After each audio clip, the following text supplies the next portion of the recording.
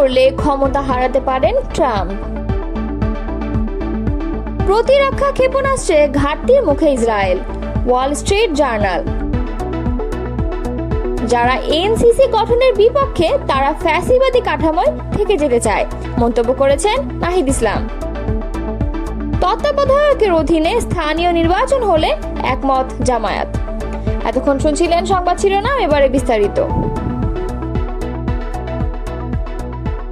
চলমান Iran Israel সংঘাতের মধ্যে মার্কিন প্রেসিডেন্ট ডোনাল্ড ট্রাম্প এমন এক সংকটময় মোড়ে দাঁড়িয়ে আছেন যেখানে তার সামনে দুটি পথ, একটি কূটনৈতিক সমঝোতার, অন্যটি ইচ্ছাকৃত যুদ্ধের।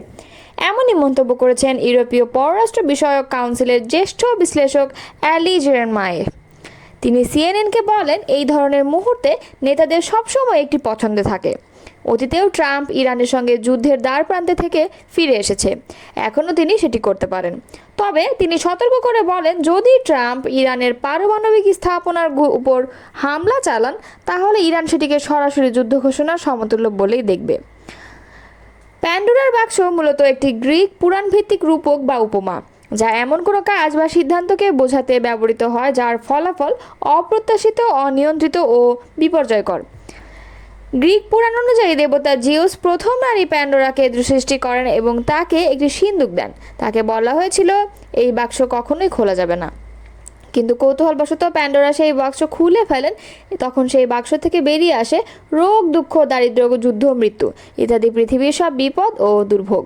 শুধু একটি জিনিসই ওই বাক্সে থেকে যায়, তা হলো আশা। আজকের ভাষায় কেউ যদি বলে this will open Pandora's box, তাহলে এর অর্থ হলো এই সিদ্ধান্ত বা কাজ বিপজ্জনক, কারণ এটি একবার শুরু হলে তা নিয়ন্ত্রণের বাইরে চলে যেতে পারে এবং ভয়ঙ্কর পরিণতি ঘটতে পারে।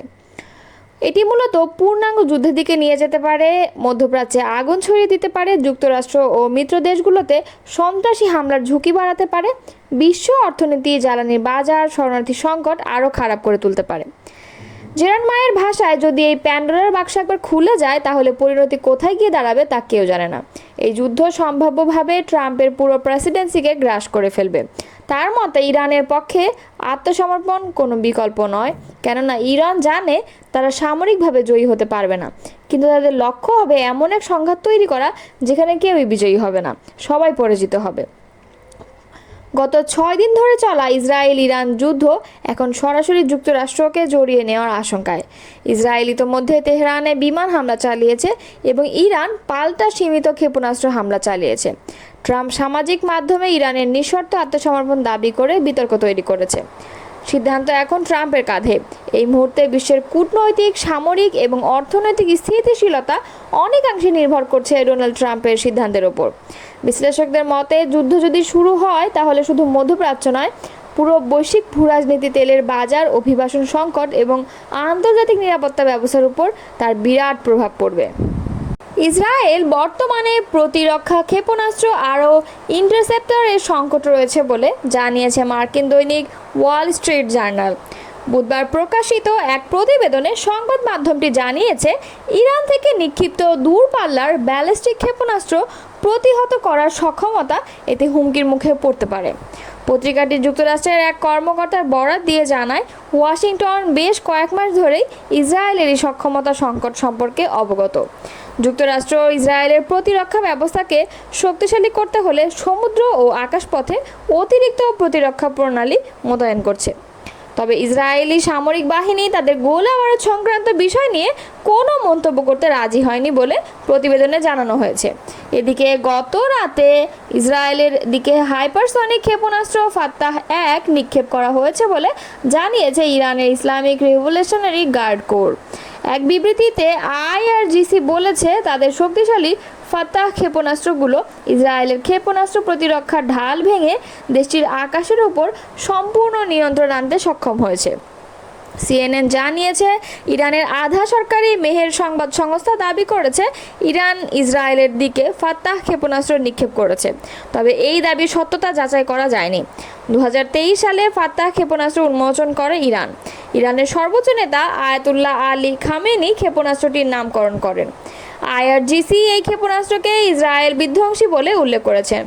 এটি উন্মোচনের সময় ইরানের রাজধানী তেহরানে একটি বিশাল ব্যানার টাঙানো হয়েছিল, যেখানে হিব্রু ভাষায় লেখা ছিল 400 সেকেন্ডে তেল আবিবে। অন্যদিকে গত কয়েক ঘন্টায় দেশটির বিমান বাহিনীর 50টিরও বেশি যুদ্ধবিমান ইরানের অভ্যন্তরে হামলা চালিয়েছে বলে দাবি করেছে ইসরায়েলি সামরিক বাহিনী। ইউরেনিয়াম সমৃদ্ধকরণের একটি গুরুত্বপূর্ণ অংশ সেন্ট্রিফিউজ উৎপাদন কেন্দ্র এবং দেশটির বেশ কয়েকটি অস্ত্র উৎপাদন কেন্দ্র লক্ষ্য করে এই হামলা চালানো হয়েছে।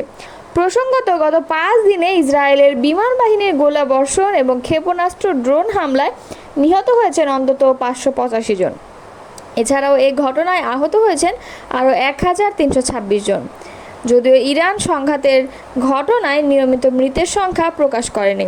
গত সোমবার প্রকাশিত সর্বশেষ হালনাগাদে মৃতের সংখ্যা 224 জন এবং আহতের সংখ্যা 1277 জন বলে জানানো হয়েছে।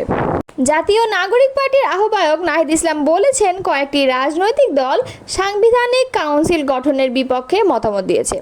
আমরা বলতে চাই, যারা এনসিসি গঠনের বিপক্ষে তারা মূলত ফ্যাসিবাদী কাঠামোয় থেকে যেতে চান। বুধবার রাজধানীর ফরেন সার্ভিস একাডেমিতে জাতীয় ঐক্যমত্য কমিশনের সঙ্গে রাজনৈতিক দলগুলোর দ্বিতীয় পর্যায়ের তৃতীয় বৈঠকের বিরতিতে তিনি কথা বলেন। অন্তর্বর্তী সরকারের উদ্দেশ্যে নাহিদ ইসলাম বলেন, আমরা জানতে চাই আপনারা কি আগের ফ্যাসিবাদী সরকারেই থেকে যেতে যাচ্ছেন? কয়েকটি রাজনৈতিক দল জাতীয় সাংবিধানিক কাউন্সিল গঠনের বিপক্ষে মতামত দিয়েছে। আমরা বলতে চাই, যারা এনসিসি গঠনের বিপক্ষে তারা মূলত চান যেন সরকার ফ্যাসিবাদী অবস্থায় থেকে যায়। নাহিদ ইসলাম বলেন, মানবাধিকার কমিশন থাকার পরও বিগত 16 বছরে তারা কোনো কথা বলেনি। দুদক ও নির্বাচন কমিশন তাদের কার্যক্রমে বিশ্বাসযোগ্যতা হারায়, কারণ তারা একটি দল ও ব্যক্তির আজ্ঞাবহতে পরিণত হয়েছিল। এনসিসি গঠনকে ক্ষমতার ভারসাম্য হিসেবে উল্লেখ করে নাহিদ ইসলাম বলেন, নির্বাহী বিভাগের অসম ক্ষমতা হ্রাস করতেই আমাদের নতুন বাংলাদেশের যাত্রা। তাই আমরা এনসিসি গঠনের পক্ষে মত দিয়েছি। তবে এখানে সশস্ত্র বাহিনীর প্রধান নিয়োগের ক্ষমতা থাকা উচিত নয়। পাশাপাশি এনসিসিতে রাষ্ট্রপতি ও প্রধান বিচারপতিকে রাখা উচিত নয়। এটি নিয়ে আরও আলোচনার প্রয়োজন আছে। রাষ্ট্রপতি নির্বাচনে ইলেকটোরাল পদ্ধতির প্রস্তাবকে নীতিগতভাবে সমর্থন জানিয়েছে বাংলাদেশ জামায়াতে ইসলাম। তবে তারা বলেছে, প্রস্তাব বাস্তবায়নের পূর্ব শর্ত হিসেবে স্থানীয় সরকার নির্বাচন হতে হবে তত্ত্বাবধায়ক সরকারের অধীনেই। বুধবার রাজধানীর বেইলি রোডের ফরেন সার্ভিস একাডেমিতে জাতীয় ঐক্যমত্য কমিশনের সঙ্গে দ্বিতীয় পর্যায়ের সংলাপ শেষে এসব কথা বলেন জামায়াতের নায়েবে আমির আব্দুল্লাহ মোহাম্মদ তাহের। তিনি বলেন, জাতীয় সাংবিধানিক কাউন্সিল গঠনের প্রস্তাব নিয়েও দলের অবস্থান তুলে ধরেন। এনসিসি গঠনের বিষয়টিতে অধিকাংশ রাজনৈতিক দল নীতিগতভাবে একমত, তবে কাঠামো ও কার্যপ্রণালী নিয়ে এখনও আলোচনা প্রয়োজন। ঐক্যমত না হওয়া বিষয়ের ক্ষেত্রে গণভোটের আহ্বান জানিয়ে তাহের বলেন, যেসব বিষয়ে একমত হওয়া কঠিন সেগুলো নোট সহ জনগণের সামনে তুলে দিয়ে গণভোটে চূড়ান্ত রায় নেওয়া উচিত। জনগণই দেশের ভবিষ্যৎ ঠিক করবে। এদিন সংলাপ শেষে অংশ নেয় বিএনপি, জামায়াত ইসলাম, এনসিপি, ইসলামী আন্দোলন, নাগরিক ঐক্য, এবি পার্টি, বিপ্লবী ওয়ার্কার্স পার্টি, গণ অধিকার পরিষদ এবং রাষ্ট্রপতি নির্বাচন প্রক্রিয়া ও আগের অসমাপ্ত বিষয়গুলো নিষ্পত্তি।